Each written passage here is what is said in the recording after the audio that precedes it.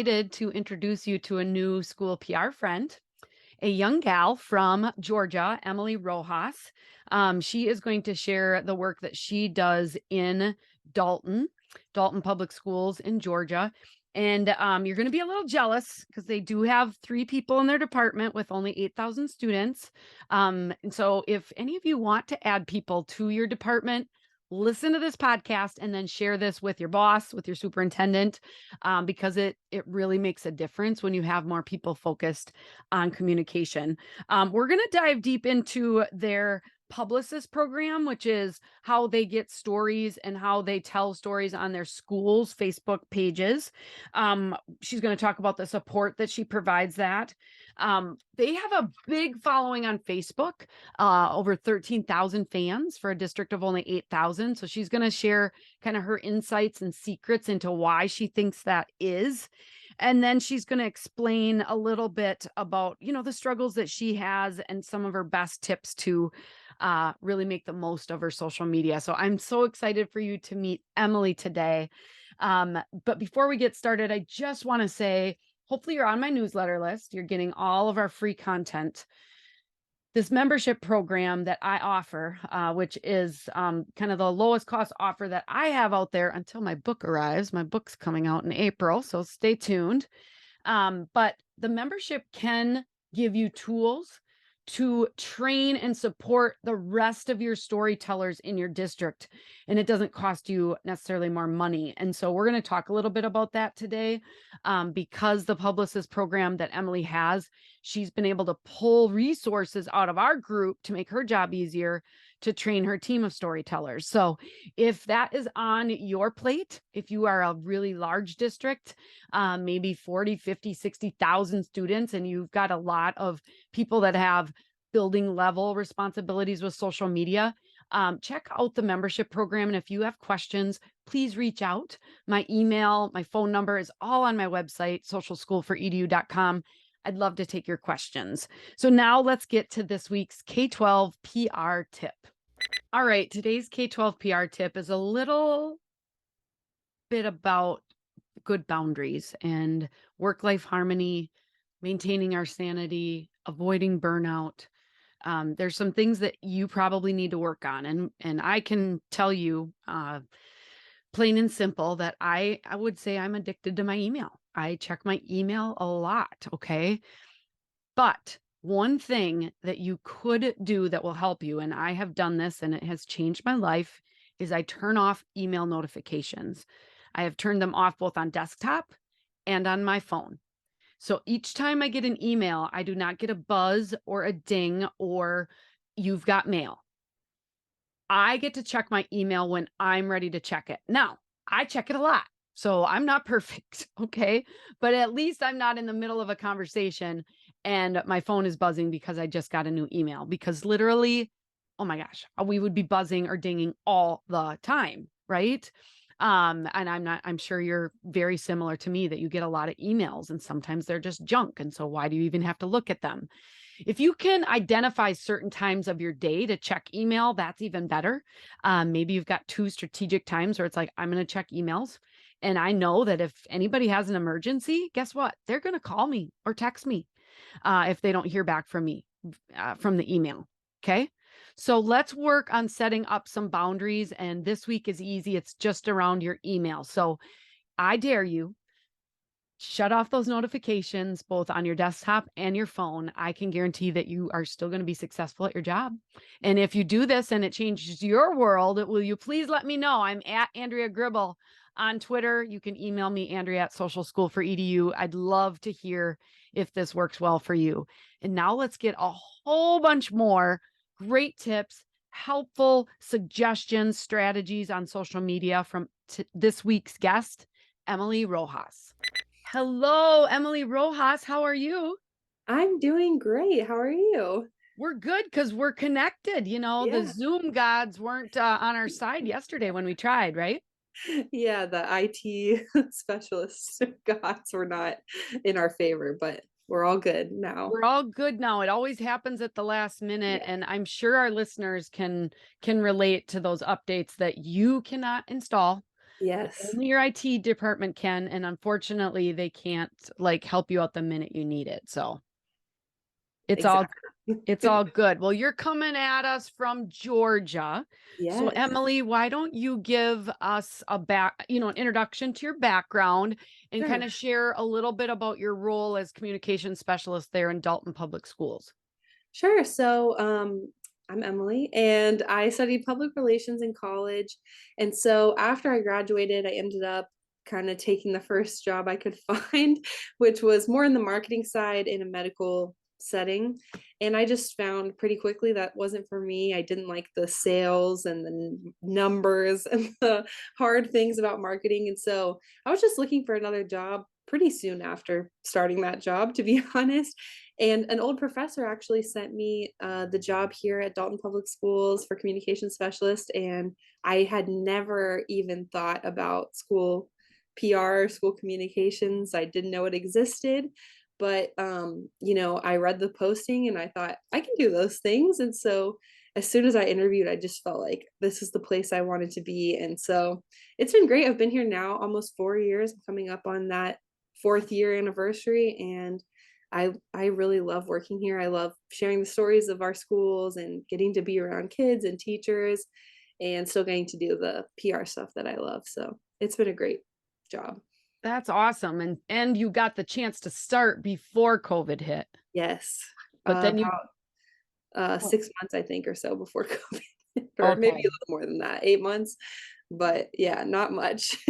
Okay. Well, now you've been through it all though. Yeah, Like, it's just like if anything else happens in your career, you'll be like, this is no big deal. exactly. Um, I love that your old professor sent you that job. I always tell my kids about how important networking is, right? And Yeah. it's like who you know.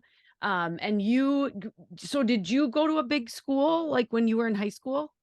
My high school, yeah, I'm from Atlanta, so I was in the Atlanta Public Schools school district. So it was a really big district. And I think just now I've seen more we're obviously in the same state. So I've been starting to see more from them, but I don't know how much school PR was really going on back. It's not like that long ago, but Right. 10 years ago or whatever when I was in high school.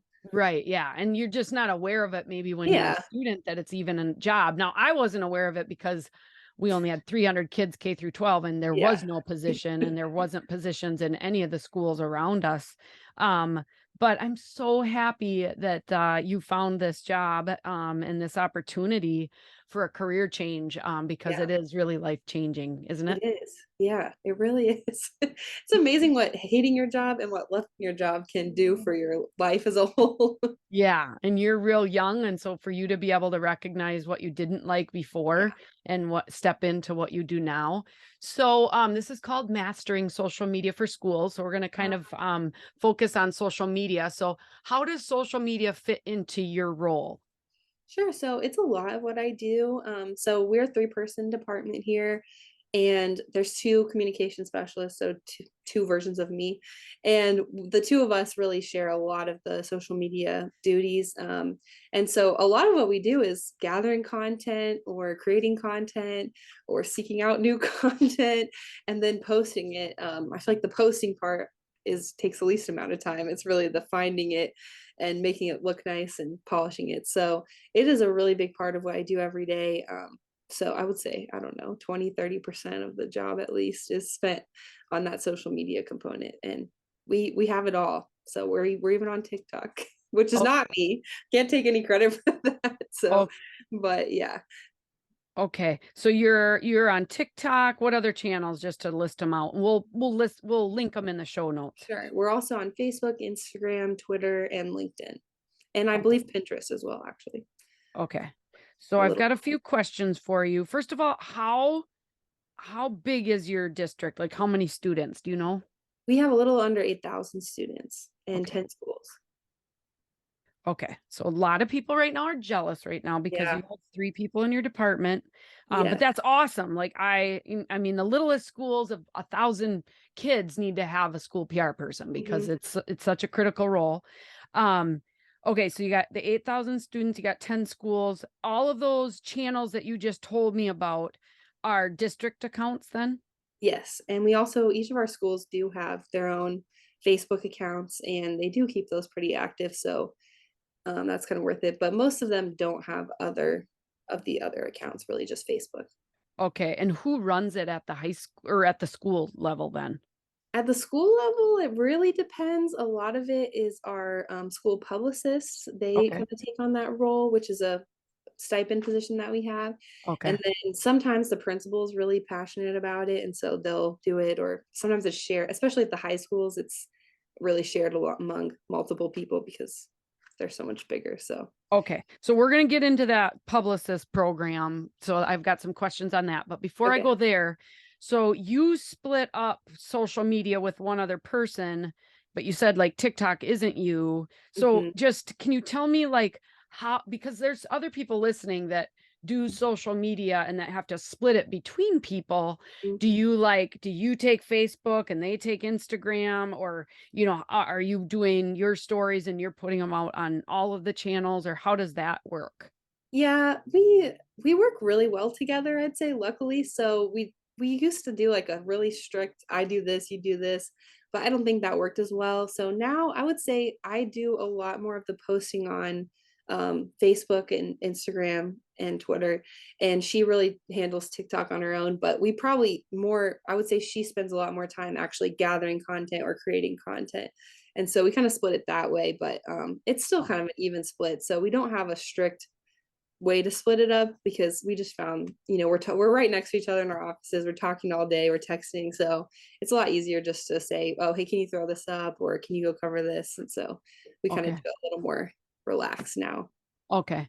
Mhm. I like that. And because you got to find what works for you. Yeah, exactly. And so if that works well, that's awesome. So you mentioned a publicist program, and that's really helpful to gather stories and some event ideas and maybe even run their own Facebook account for their specific school. So can you just kind of tell me about that program and how you set that up, how you get people involved, how you Yeah. train them? Yeah, so this program has existed before me, so I can't take credit for the idea, but I think we've done a really good job of developing it, especially the last year or two, into something that's really a lot more useful. And so we have one publicist at each school. We also have a webmaster position to manage our website, and that person is usually the same, but at a few schools they choose to split it up. And so they get a small stipend. It's not too much, but just a little to cover their extra work that they're putting in. And how we do it is we have a form that we automatically email out at the first of every month, and we just ask what is going on in your school this month. And a lot of times they'll give us, their list of events. And then we also ask a key question, which is, are there any human interest stories going on at your school right now? And that doesn't have to be as time sensitive. So maybe it's like a cool teacher or a student who's doing something interesting. And I think, it just helps to jog their memories sometimes to ask that second question.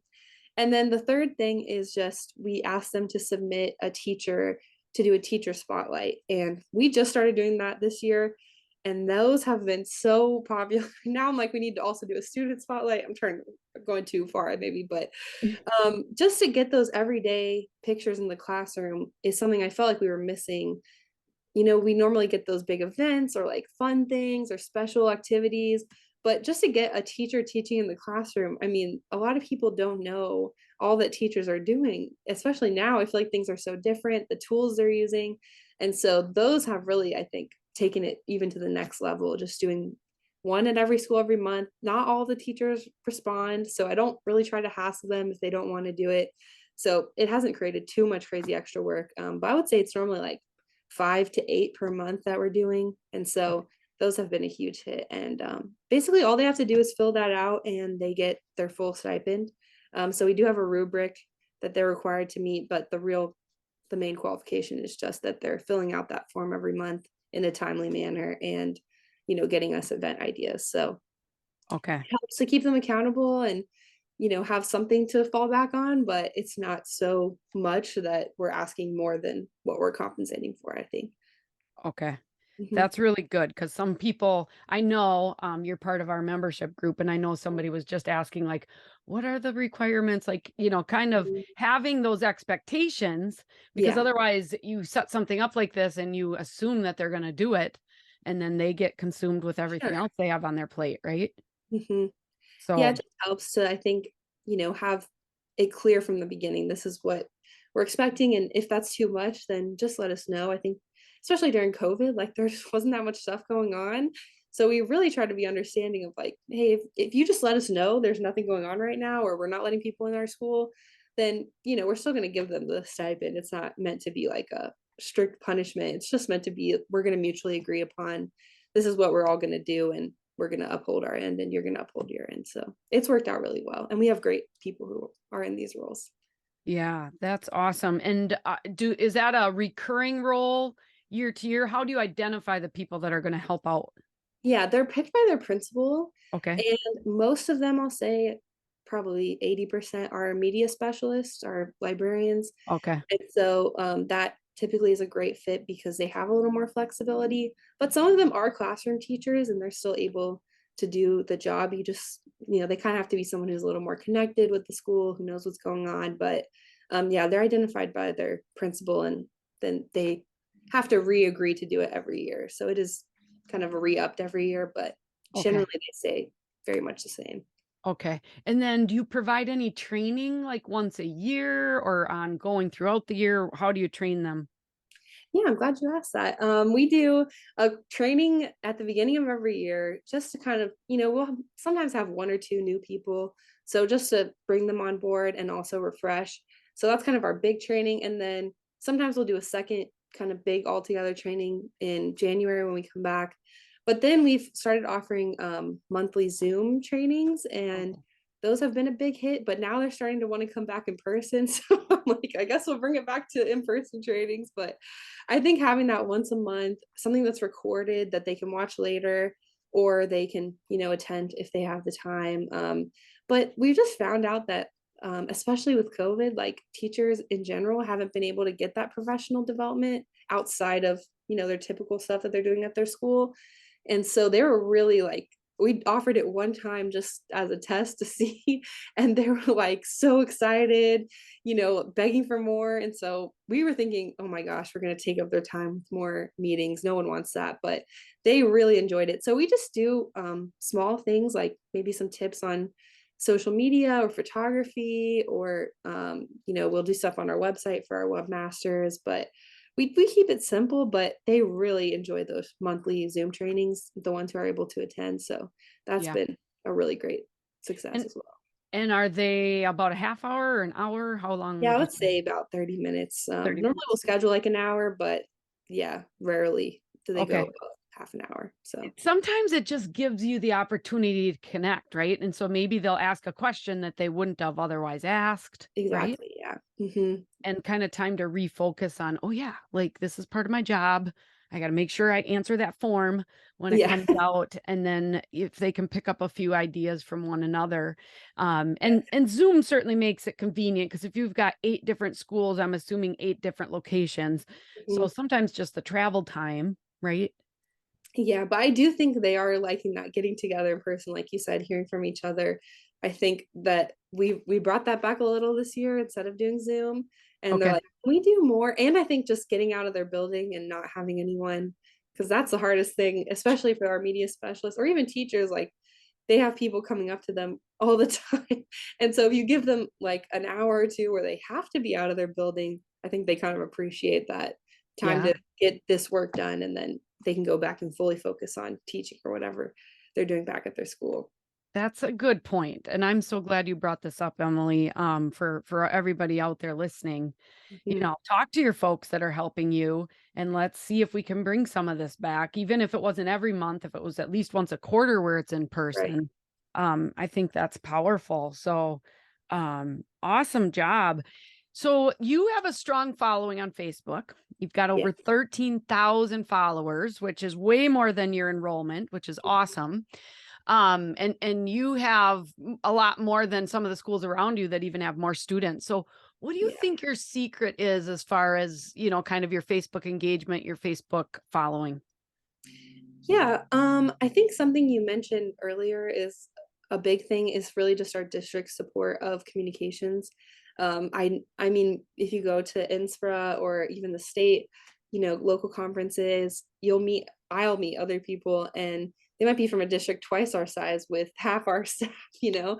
And so to have 3 people for an 8,000 person district, it really is a gift, and it really shows our board and our superintendent invest in communications, and I think they've done that for a long time, because, I'm obviously new here, but I came into this position. We had 2 people in this department. We had an internship program. We've turned that into 3 full-time positions, but that's existed before me. And so I think that's a big part of it because we do have the time and the resources to dedicate to creating that good content and engaging with people. And if you're a one person shop in a district twice our size, you don't have that time. And I don't think you can blame yourself for that, because there's a million other things to do in this job. Yeah.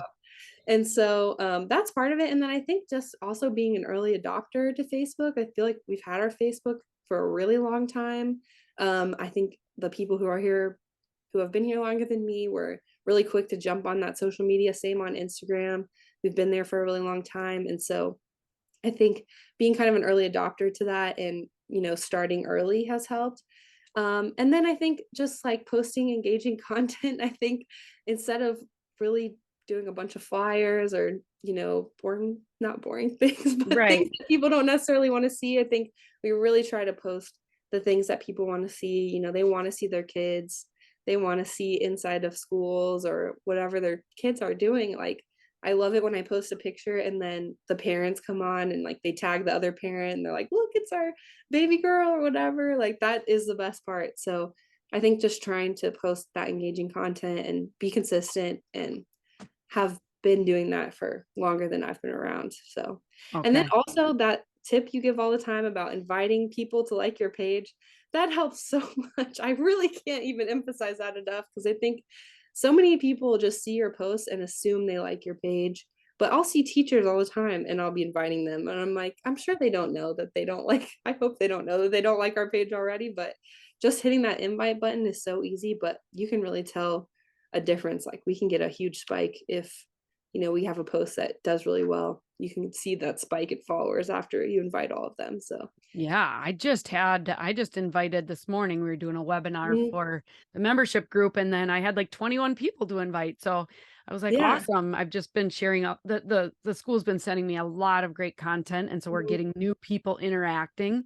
And yes, it's very easy, especially on Facebook, the or Meta Business Suite, to yeah. invite everyone who has reacted to your stuff that hasn't yet liked or followed your page. And so that is super powerful and it will definitely drive up your followers. You also have a unique hashtag that I think is memorable and Mhm. maybe something other people could use potentially if they don't have a strong hashtag. Can you tell me what that is and kind of how you weave that into your storytelling? Yes, it is hashtag Dalton difference. And I use it on every single post basically. And we try to use it a lot. Like, we're doing our recruitment fair advertising right now, so we put like experience the hashtag Dalton difference. And I love it when other people now they'll comment like, that's the hashtag Dalton difference. And then our other communication specialist Ashley actually made some little gifs that say that's the Dalton difference or hashtag Dalton difference, so people can put that in the comments now. I don't know how much that's caught on yet, but it's really cool because you can like search Dalton difference and they'll be there. So we really try to use it in everything we do. And I feel like it's been used again before I've been here, so at least more than 4 years. So I think just being consistent with it, people use it all the time now. Like, it's gotten into the vocabulary of our teachers and our community. So I think Yeah. that's, The alliteration, is that what you yeah. call it? Hmm. Is really nice. So any of you D schools Yeah. out there, if you don't have a good hashtag, you could do something. Hopefully you're not in Georgia, at least. I always Yeah. say we can admire and acquire. We don't want to steal if it's a Yeah. school right next to us. But that's good. And then your district has been part of our membership program for like Almost a almost two year. years or No, I almost think a year. 1 year. Yeah. Okay. Yes. So kind of tell me what made you guys decide to join that and how has that professional development community helped your social media efforts? Yeah, we really wanted to join at first because we were looking for more support for our publicist specifically. And we wanted some, like, just more ideas that we could share with them and more development that we could share with them. So that's what led us to initially join. And then after hearing you speak also at GSPR last year, we were really convinced, I think, and our boss was convinced. So we all got in, but it has helped so much. I think just that community has helped a lot, sharing ideas with other people. We've used so many templates from the template library, and so many of like your question ideas for posts. And like you said, admiring and acquiring from other schools.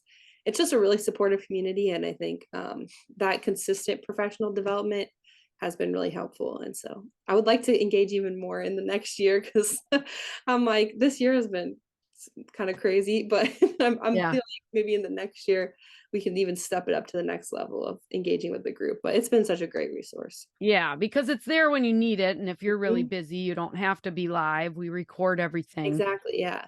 But one of There's the a few big, things I'm sorry. go ahead. But there's a few trainings where it's like you can go back and search, and if you're looking for something specific, then I can find it and then go watch that recording. So I feel like that's really helpful if you have like a specific question or something you're looking to learn more about. It's all archived really nicely. Yeah, and I remember talking to you guys at GSPRA, which is the Georgia School Public Relations Association, and you talking about your Publicist program. So just everybody listening, if you've got some people in your school that aren't necessarily in the communications department, but they're partially responsible for social media, you guys were looking for tools and things to be able to feed into those monthly sessions and to try to Yeah. get them. And with this membership, you get to have 3 active people in there, but the resources inside of it, you can pull out and share with anybody in your school district. So have you done that with some of that training where you've taken something out of the membership group to share with that group of publicists? Yes, a few times we've sent some stuff out to them, and like I said, they really were just, like, so excited. Really, almost was worried so much that it would be a waste of their time, but I think that's a lesson I've learned. Not that it would be a waste of their time, but that they would feel like we're asking more of them. But what I've learned this year is, like, they really want more, education. They wanna develop these skills, like, they're doing this job. It's really not that much. The stipend is really not that much. So they're doing it because they want to do this or they enjoy doing it. And so they definitely want to be able to do it better. So I think anything we've been able to share with them, they have really appreciated. And so, and I've appreciated it. So Yeah. it's all been really great. Yeah, awesome. Well, good job. So, as we kind of wrap up, it's all sounding like rainbows and unicorns, but we know that social media is still tough. So, if you could share one of your biggest struggles with social media, what would it be? Great question. I think something we struggle with is explaining it to other people. And I Okay. think everyone can maybe relate to this of like, okay, if we throw this up on Facebook, not everyone on Facebook is going to see it. We've been doing these takeover days with one of our schools, and we post a lot from the school on that day. And so one of the comments was like, well, I didn't see all of that stuff. And so it was a great opportunity to share, like, the algorithm doesn't work where you see everything. That's why we share multiple things, but also letting people know, like, Facebook is one medium we can share something, but our students, they're not on there. Not everyone who follows us is even going to see all of our posts for whatever reason. So you really have to be strategic with it and understand that, I think explaining that to other people can be a challenge at times, but a Yeah. great opportunity as well. The struggle is real because this has happened and it's been happening more lately. If you share a post with maybe 5 pictures, people Hmm. have the ability to share or comment just on one of those 5 Yes. pictures. Hmm. And sometimes just the one picture will show up in somebody's news feed. Yes. And Hmm. then they're like, what's going on? Why doesn't this have a description? And it's like, if you go back to our page, it is Yes. there. And we have not gone to the length of making sure that we put a caption with every single picture because in some cases it might be 20 kids showing off, Yes. the craft that they did in art, and it Hmm. would just take way too much time. Right. But there is nuances that you can't control on these Yes. social media platforms, but you can take the time to explain it to them, like you said. Yes, and, even we don't understand Facebook's algorithm. they don't even understand it, I think. So how we can explain that to other people is always going to be a challenge. I can't even Yeah. explain it to myself. Yeah. I always say it's job security for us, Emily, Yeah. because it's like if we are having problems figuring it out, oh my gosh, somebody that doesn't deal with it every day is really going to So true. struggle. So you gave a great tip already on inviting people to like your page on, especially on Facebook. But what other social media tip would you want to share with the listeners? Yeah, my biggest tip is just to engage as much as possible. I think partially we've been really lucky in our district because we have a great community and great support to not have a ton of haters and trolls on Facebook compared to what I hear from other places. Not that we haven't had any, but Right. it's been pretty mild. And so, but I think part of that, again, like I said, is our community. And part of it, I think, is that we do really try to engage during COVID when we had the most frustration. I just started signing every single message I would send, like from Emily, because I wanted them to remember, like, I'm a human being back here. So whatever you're saying, like, I know you're frustrated, but I'm still a person. And I think that helped. I don't know. I think just personalizing things, engaging, responding as much as you can. I think that really helps. There's always going to be people who are hating for no reason, but for the most part, I think parents are just worried about their kids. And if they're frustrated, if you can try to come at that with kindness and help them, I feel like it kind of helps, them tone it down a little bit. So that's my biggest tip. Just respond as much as you can and reply to comments, especially questions. I think it's such a pet peeve if I'm on a business's page and people are asking questions and no one's responding. I'm like, what are you doing? So I think especially people are asking questions, you need to try to respond as much as you can. Right. I love that. And I love just your point of personalizing some of the stuff where you're not the superintendent, but sometimes Exactly. some of the stuff that you put out, you were like, hey, this is from Emily. And it does. I think it does soften things because all of a Yeah. sudden it's not just the district, Yes, but it's you're a exactly. person in the district. So that's Yeah. very insightful, Emily. Thank you. Gosh, you have a big career in front of you because you've already accomplished so much. People are going to want to hang out with you now. So what's the best way to stay connected to you? I would say, I don't know, I don't use a lot of my social media professionally, so I would Okay. just say maybe LinkedIn. I'm on Okay. there. Emily Martin Rojas, Okay. and then also all of our district social media accounts at DPS schools. But you, Okay. Can I also share your email? Would that be oh okay? yeah, sure, my email's And fine. what is your email? It Just is long. It's emily.rojas at dalton.k12.ga.us. okay. And we're gonna have that linked in the show notes, Yes. everybody. But I just wanted to sometimes people are Yes. on the road and then they'll remember that because we Yes. have the same thing in Wisconsin, No. newauburn.k12.wi.us. So it's all good. Oh my gosh, this was so awesome. This was such a great conversation, Emily. I really appreciate you just being open and honest and sharing kind of your journey in school PR and the great things that you guys are doing there in Dalton. So keep up the great work. And for those that want to add people to your department, get this podcast in front of your leaders so they can Yeah. find out, hey, this is like the impact that this can have, right? Absolutely, yeah. It's I don't know how we could ever go back now. Right. Yeah, absolutely. It makes a huge difference. Well, Mhm. thanks everybody for tuning in. Come back next week. We'll have another great episode. Until then, keep telling those stories. Bye-bye. Bye.